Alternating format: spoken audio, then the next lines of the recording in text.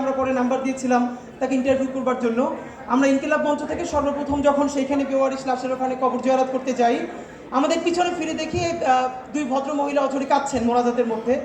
তারপরে গিয়ে দেখি যে শহীদ মাহিন, ট্রাক চালক, 28 বছর বয়স, শহীদ মাহিনের মা আর তার স্ত্রী ছোট্ট একটা পাসপোর্ট সাইজের ছবি নিয়ে সব জায়গায় ঘুরছে।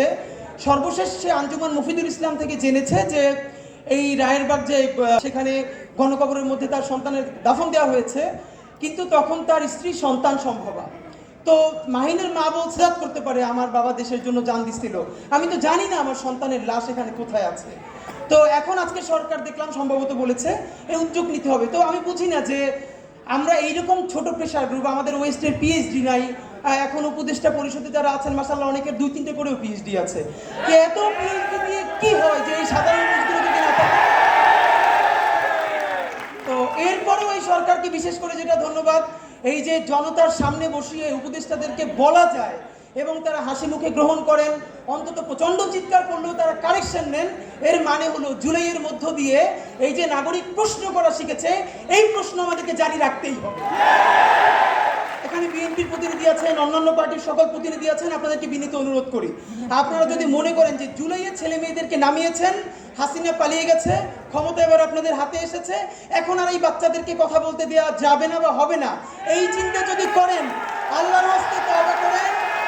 বাচ্চাদের জবান যদি বন্ধ করতে চান, আওয়ামী লীগের মতো আপনাদের জবানও বন্ধ হয়ে যাবে।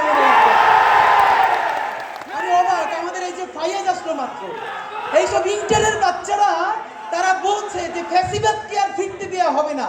এই ছেলেটা তো আজ পর্যন্ত তো অনেক কথা বললাম, শেষের 1 মিনিটে আপনাদের কাছে শুধু বিনীত অনুরোধ ভাইয়েরা আমার, বিএনপি যা ইচ্ছে করুক, জামাত ইসলাম যা ইচ্ছে করুক, বিএনপি জামাত বা অন্যান্য কোনো দলের আহ্বানে লক্ষ লক্ষ মানুষ রাস্তায় নামছিল না, নামছিল তার ইন্টারের ছেলেটা, 89-এর বাচ্চাটা, ভার্সিটি পড়ুয়া ছেলে মেয়েটা, রক্তাক্ত শরীর যখন রাজপথ রাঙিয়ে দিয়েছে তাদের জন্য নেমেছে। কিন্তু আফসোস আমাদের ভাই বোনেরা অনেকে করাপ্টেড হয়ে যাচ্ছে।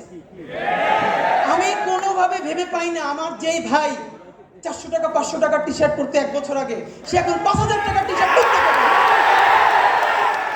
একটা অ্যান্ড্রয়েড সেট ব্যবহার করতে যা ধার করতে হতো, তার হাতে এখন আইফোন কোথা থেকে আসে এটা বলতে হবে। সুতরাং বিএনপি যদি চাঁদাবাজি করে, জামাত যদি করে, তাদের বিরুদ্ধে আমরা বলবো, এর মানে এই না এই জুলাইকে যদি কেউ বিক্রি করে দিয়া নতুন বাইক কিনে, আইফোন চালায়, ফ্ল্যাট কিনে, তাহলে আমরা ছাইড়ে দেওয়ার লাগে। সুতরাং এই নতুন বাংলাদেশের রাজনীতি হবে শতভাগ সততা এবং ইনসাফের রাজনীতি। সুতরাং এই ভ্যানগার্ডকে অনুরোধ করি ভাইরা আমার, বাংলাদেশের সামনে অনেক কঠিন পরীক্ষার সামনে, সেই পরীক্ষায় আমাদের অন্তত এমন কিছু মুখ লাগবেই লাগবে, 18 কোটি মানুষ চক্ষু বন্ধ করে যেন বলতে পারে দুনিয়া উল্টে যেতে পারে, কিন্তু এই ছেলে কয়টা, এই মেয়ে কয়টা জীবনেও করাপশন করবে না, দেশ অন্য কারো কাছে বিক্রি করে দিবে না। সুতরাং এই জুলাই ওয়ারিয়ার্সের কাছে আমাদের যেসব ভাই বোন আছেন, আসেন রাষ্ট্র যা যা সংস্কার করে করুক। আমি আজকে আপনাদের সামনে ওয়াদা করছি, পারলে আমরা 100 জন ওয়াদা করি যে সবাইকে নিজের সংস্কার করে চলেন। অন্তত আমরা যত গুনাহ করি, আমরা যত পাপ করি, প্রত্যেকে 18 কোটি মানুষ এত মুখে সংস্কারের কথা বলি, 18 কোটি মানুষ যদি একদিনে একটা পাপ কম করে, তাহলে এই 56,000 বর্গ মাইলে একদিনে 18 কোটি পাপ কমে যায়, আপনি ভাবেন। কিন্তু আমরা সবাই অন্যের সংস্কার করি, নিজের সংস্কার চাই না। সুতরাং চলেন এই যে আরেকটা কথা, প্লিজ কেউ নিজেরে ফোন দিয়ে বলে ভাই আমি একজন জুলাই যোদ্ধা, এটাকে মুক্তিযোদ্ধা ব্যবসার মতো। ভাই কি ফোন দিয়ে বলবে আপনি কে, বলে ভাই আমি একজন জুলাই যোদ্ধা, মানে কি? কোন জুলাই যোদ্ধার মধ্যে এইসব বলা চলবে না। সবাই বাংলাদেশের নাগরিক, আপনার সমস্যা থাকলে নাগরিক প্রশ্ন ডিল করবেন, জুলাই যোদ্ধা নিয়ে এক্সট্রা কোনো অ্যাডভান্টেজ নিতে কাউকে দেওয়া হবে না। সুতরাং যেই জুলাই শুরু হয়েছিল, ভবিষ্যতের ইনসাফের বাংলাদেশ বিনির্মিত হওয়ার আগ পর্যন্ত আমাদের জান পরাণ দিয়ে হলেও সেই জুলাই চলছে, সেই জুলাই চলবে। বাংলাদেশ জিন্দাবাদ, ইনকিলাব জিন্দাবাদ।